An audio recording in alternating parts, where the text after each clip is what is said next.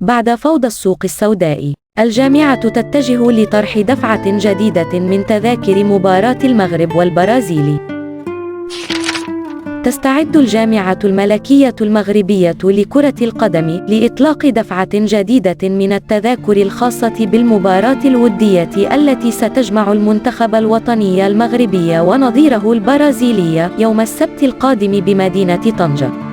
وأكدت مصادر صحفية أن معاناة الجماهير المغربية مع الارتفاع المهول لأثمنة تذاكر مباراة أسود الأطلس وراقص السامبا دفعت الجامعة الملكية لاتخاذ قرار إصدار الدفعة الثانية.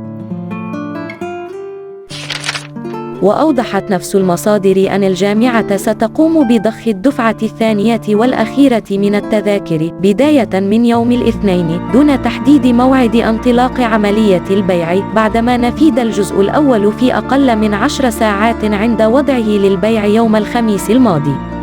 وعبر الشارع المغربي عن غضبه من نفاذ تذاكر مباراة المغرب والبرازيل بسرعة كبيرة وظهورها في السوق السوداء بأثمنة مرتفعة جدا، حيث بلغ ثمن التذكرة من الفئة الثالثة أزيد من 500 درهم، فيما تجاوز ثمن التذكرة من الفئة الثانية 1500 درهم و5000 درهم من أجل التذكرة من الفئة الأولى، وهو الذي حدد رسميا في 100 درهم 300 درهم و500 درهم على التوالي.